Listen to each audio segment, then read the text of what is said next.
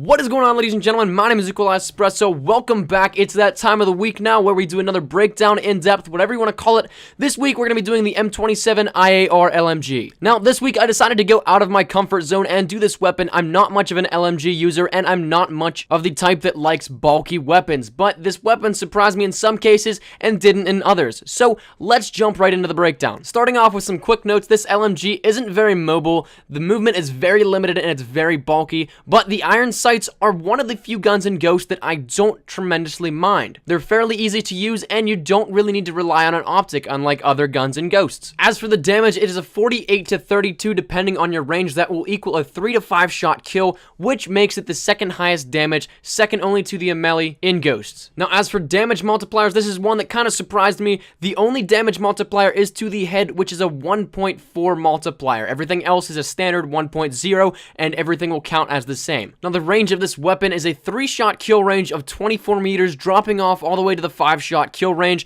41 meters and higher. For its comparable stats, it has the best damage/range ratio, and with a muzzle brake, it'll give it an extra 5 to 10 meters depending on where you're shooting at. Now, that being said, it doesn't make it the most optimal weapon for long range. The close to long range are usually a mistake in the gunfights that you want to choose. Medium range is the optimal range for this weapon. The magazine size is a standard 100 rounds for LMGs. The only difference in the LMG category is the chainsaw, which is an 80-shot belt, but it goes all the way up to 150 with extended mag, so that is always a nice addition to the gun to have. And with that amount of shots, it is way more than enough to spray a few enemies down or hold down a certain position if you're trying to be that Rambo-style player. Now, the rate of fire of this weapon is 705 RPM, which is the second lowest of all LMGs. The lowest is the melee again, but the recoil properties of this gun plus the rate of fire equals some stable shots. For the most part, it is easy to handle in a lot of situations, especially those where you're holding down the fort and just picking your shot carefully. The reload speeds make this like every other LMG, where you're going to most likely need some cover to reload. With an empty reload speed of 5.63 seconds, a full reload speed of 4.76 seconds, and a cancel of 3.5 seconds,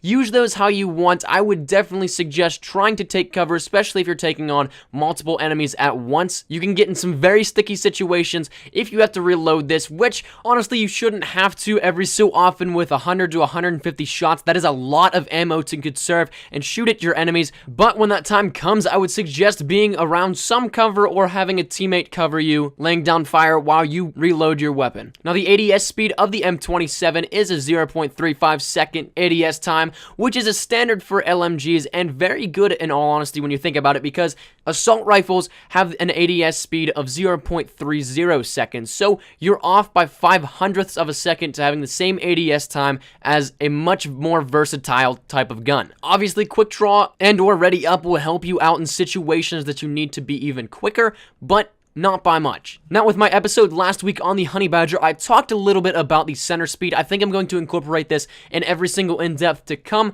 but the center speed of this is the second lowest center speed of all the LMGs. Number 1 being the chainsaw, which it hip fires, so I'm not entirely sure if you can count that. Number 2 is the LSAT. Number 3 being our M27-IAR, and number 4 the melee. Now, the recoil is one of those things that is always tough to gauge in some weapons. This one is labeled as a moderate recoil, but with grip, it feels like a low. Without it, it has its moments where it can feel like it's labeled as a moderate, but also a high recoil weapon. Now, the one thing that if you want stability with this LMG, I would highly recommend not using a zooming optic. For those asking why, it really messes with the recoil properties of this gun, so I would use it at your discretion. If you have a standard red dot, it doesn't, but if you have something zoomed in, it will make it feel like a much higher recoil weapon. While shooting, the recoil is going to pull your gun northwest in area of your shot. The pull stats are an up of 46, a left of -52, a right of 40, and a down of -30. So if you can control that, you're golden. So that's your stats for the M27-IAR. Now we're going to close out with things to run and my personal preference. The things to run,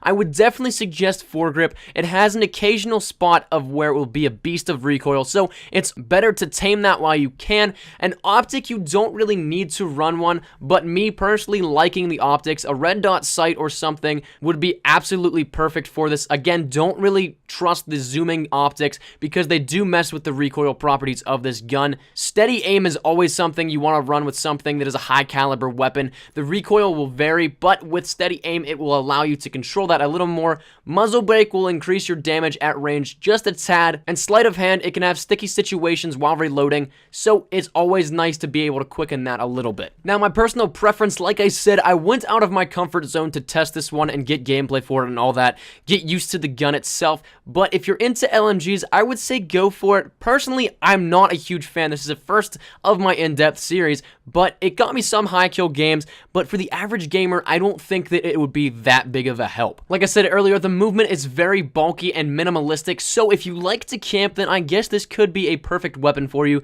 but if not and you like moving around, I wouldn't suggest running it. That's been my time, ladies and gentlemen. Thank you guys so much for watching. My name's been Espresso. If you're on my channel, go check out Carnage Clan. If you're on Carnage, please come check out my channel down in the description below. Carnage, I challenge you guys to get 300 likes for the 4th straight week. That would be absolutely awesome. So if you did like the video at all, drop a like down below. Any shares to your Facebook, Twitter, and or MySpace for your OG like that are always greatly appreciated. Be sure to subscribe for the best of Call of Duty Ghost content, both on my channel and Carnage. I have a ton of stuff coming to you guys, like I always say. That's been my time, ladies and gentlemen. Thank you guys so much for watching again. As always, I hope you guys are having a great day. I shall see you guys later. Take care and peace.